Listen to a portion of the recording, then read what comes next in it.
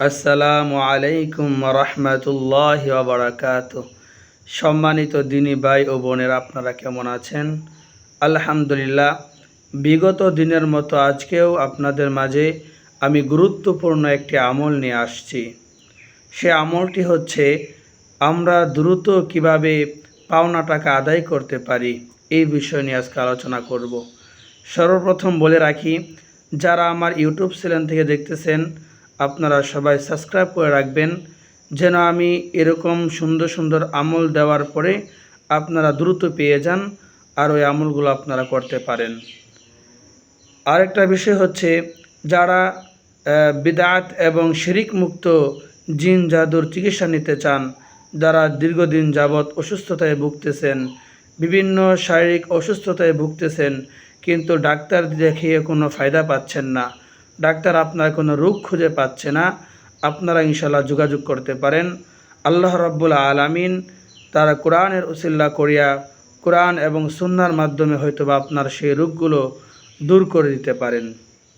যাই হোক, আমাদের আজকে আলোচনা বিষয় হচ্ছে পাওনা টাকা কিভাবে দ্রুত আদায় করা যায়। আমাদের সমাজে এমন আছে যে অনেকে আমাদের কাছ থেকে হাওলাত নেওয়ার জন্য আসে।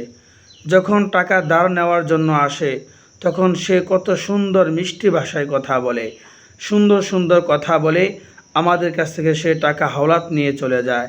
সে বলে আমি অমুক তারিখে আপনাকে টাকাগুলো দিয়ে দেব, কিন্তু সে নির্ধারিত সময়ে আর টাকাগুলো ফেরত দেয় না, তাকে খুঁজেও পাওয়া যায় না।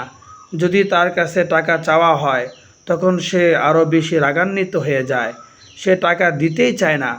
আমরা তখন পেরেশানির মধ্যে পড়ে যাই যে আমি এত টাকা তাকে হাওলাত দিলাম, ধার দিলাম, কিন্তু সে তো আমার টাকাগুলো দিচ্ছে না। এখন এই টাকাগুলো কিভাবে উদ্ধার করা যায়, এই টাকাগুলো কিভাবে দ্রুত উদ্ধার করা যায়, এই বিষয় নিয়ে সুন্দর একটি আমল আছে। যদি এই আমলটা আপনারা ইখলাসের সাথে সুন্দরভাবে করতে পারেন, ইনশাআল্লাহ আল্লাহ তাআলা আপনাদেরকে এই আমলের বদৌলতে আপনাদের সেই পাওনা টাকা দ্রুত উদ্ধার করে দেবেন। সেই আমলটি করার সময় হচ্ছে, আপনি যে কোনো সময় আমলটা করতে পারবেন।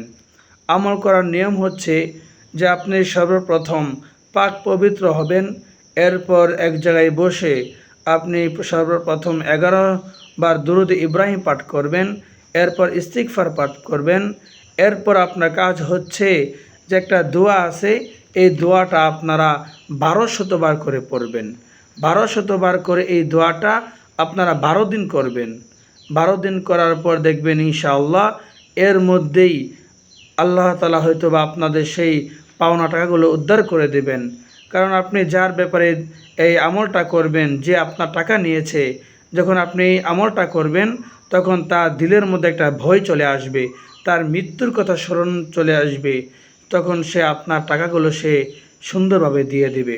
সে আমলটি হচ্ছে ইয়া বাদি আল আজাইবি, ইয়া বাদি আল আজাইবি বিল খৈরি, ইয়া বাদি আল আজাইবি বিল খৈরি ইয়া বাদি।